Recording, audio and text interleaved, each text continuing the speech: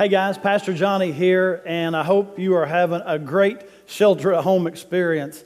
It can get a little drab, can it? In fact, I bet some of you have come up with some really crazy stunts and activities to do just to keep from getting bored at times once you're done with your schoolwork, right?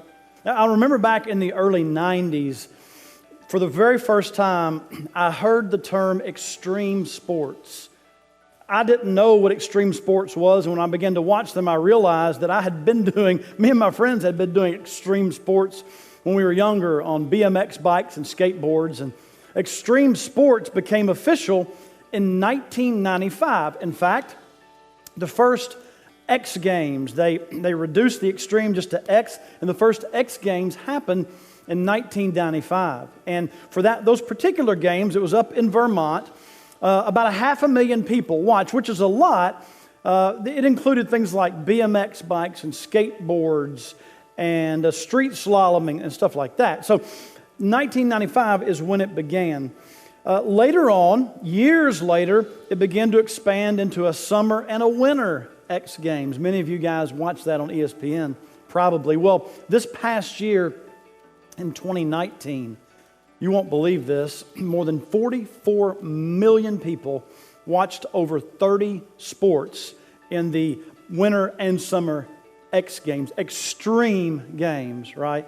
Now, the word extreme is given because the extreme athletes back in the 90s were outliers. I mean, they were guys who were really different than most everybody else. Now it's become a little more mainstream, but it's still a little extreme out there, isn't it? Well, just the same way those athletes were extreme, I want to share with you today a few thoughts about how to be an extreme disciple. An extreme disciple, the Bible talks about that, and I'm going to suggest to you guys today that if any of you become a true disciple of Christ, you will look extreme. You will look extreme to your friends, you will look extreme to people around you, maybe to your family, but I'm telling you, if you really truly become a disciple, a learner and a follower of Christ, it will be extreme. So let me share with you just a few thoughts out of the book of Matthew about being an ex-disciple, an extreme disciple. In the book of Matthew, chapter 8, Jesus is going along and he's ministering and he's teaching. His ministry is beginning to grow.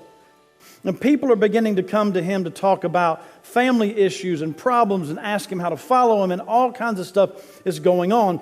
Well, by the end, or toward the end of chapter 8, particularly by about verse 16, he has been serving and ministering and healing and helping people for hours and hours and hours. He's exhausted.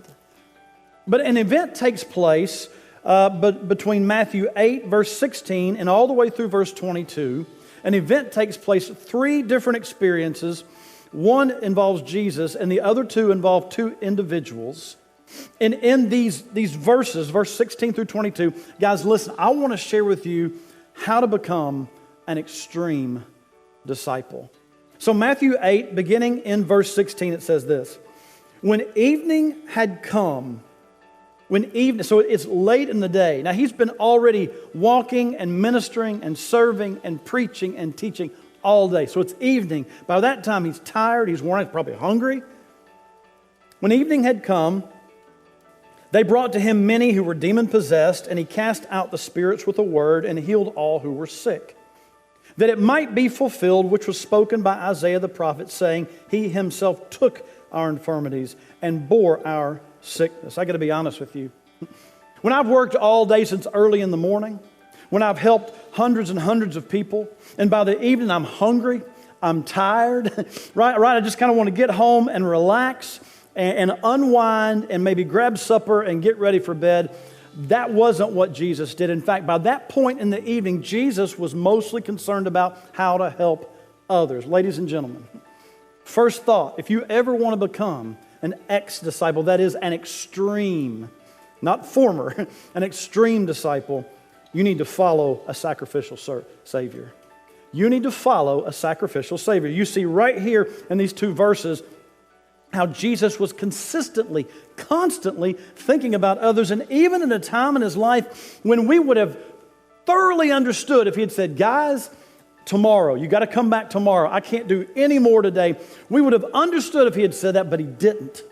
He was tired, he was hungry, he was exhausted, he had been with people all day, and yet he was still finding out how he could serve others. And that's the kind of Savior we have in Jesus Christ. And I don't know if you've even begun to think about that Savior yet, but I want to suggest to you, if you want to be an extreme disciple, follow a sacrificial Savior to begin. Look at verse 18. Then Jesus saw great multitudes about him. He gave a command to depart to the other side. That is, he's going across the water. Then a certain scribe, that is a leader, a spiritual leader, said to him, "Teacher, I will follow you wherever you go." Sounds good, right? I will follow you wherever you go. Teacher, really? He calls Jesus teacher. Doesn't call him Lord, doesn't call him master, doesn't call him Savior, calls him teacher. So he has a conflicted idea of who Jesus is. Jesus was a teacher. But much more than that, guys, he's a Savior. But the scribe, the spiritual leader, comes to him and says, "I'll follow you wherever you go." And Jesus says this to him: "Foxes have holes, and birds of the air have nests, but the Son of Man has nowhere to lay his head." In other words, guy, if you're going to follow me, here's what you need to know. You're not following me for comfort. You're not following me for a life of ease. You're following me with an expectation of a life that's going to be a great challenge. Can I suggest to you guys, if you're going to be an extreme disciple, you better prepare to serve sacrificially. And what I mean by that is you better prepare to serve in a way that your comfort, your self-comfort, is not the primary thing you're concerned about. Right now, during the COVID-19 crisis, we see people stepping up in many, many ways and serving in ways that's not comfortable to them. We see healthcare workers ministering to people and serving people and helping people with their needs in ways that could really cause them to themselves get sick, and yet they continue to serve. They've been taught that. They've been developed that. And ladies and gentlemen, listen to me. If you want to be a disciple of Jesus Christ, truly an extreme disciple, then you'll be someone who says, "You know what? I'm not in this primarily for me. I'm in this primarily to glorify God and to help others." I'm just asking, has that ever even crossed your mind? Has it ever crossed your mind that maybe I exist not for me? Maybe I wake up in the morning not just for what I want. Maybe when I'm with my friends, it's not just about what I want or what I need or my preferences. Maybe, Lord, maybe you're going to help me to see how I can consider other people beyond myself or before myself. Some of you make decisions and do things that you might not normally make, but you do them because it either gets you more attention or it helps you look better. And I'm just asking, because this kind of serving sacrificially will not always be popular, but it is the way to extreme discipleship. And then two more verses, verse 21 and 22. Another person comes to Jesus, verse 21. Then another of his disciples said to him, "Lord, let me first go and bury my father." That seems legitimate, right? Hey, let the guy go bury his father. His dad died. I mean, is that such a problem? Look what Jesus says. But Jesus said to him, "Follow me and let the dead bury their own dead." Jesus, come on, man, really? The guy's dad died? Well, it's not quite that simple. See, there was kind of a terminology, a cliche, if you will, back in the ancient times, that when you said, "Go bury my father," literally, it meant go kind of be with my father. Not that my father's actually dead. To go be with my father and work with him and be with him until he dies and I get my inheritance. Let's translate it that way. Let me first go back, hang out at the house. Once my dad's passed, once I get my inheritance, once I'm comfortable, then I'll follow you, Jesus. And that's oftentimes what we do.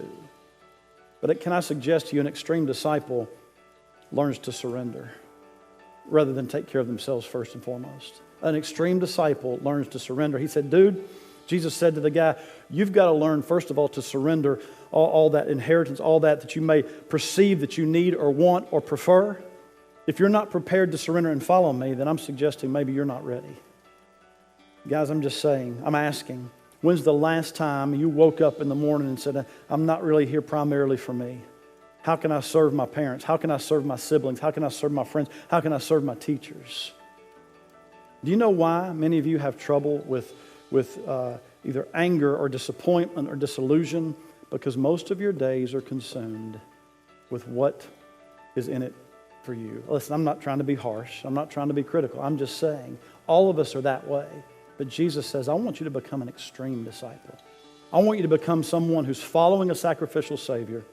who's preparing to serve sacrificially, and who's ready to surrender to say, Lord, how can you use me for your glory and for others? Guys, listen. We live in a day where one of the most important things we do day in and day out is to take selfies. You kind of get that? And how in contrast it runs to this. Look, I'm not criticizing you for taking a picture of yourself. I do videos of myself and we post them and use them, but I'm asking, what's your motive? Is your motive primarily to get attention for yourself? Is your motive primarily to make it comfortable for yourself? Or is it to follow a Savior who's a sacrificial Savior and surrender to be able to follow Him? And if you do that, listen, it could cost you some friends. It could cost you some cool points. It could cost you some other things that in the long run really don't matter, but I'm just asking, are you ready to become an extreme disciple? What if an entire student body at Glenwood School became extreme disciples? What would that look like? It would turn this area upside down, I believe. God bless you guys. Can't wait to see you in person, but until next week, you have a great day.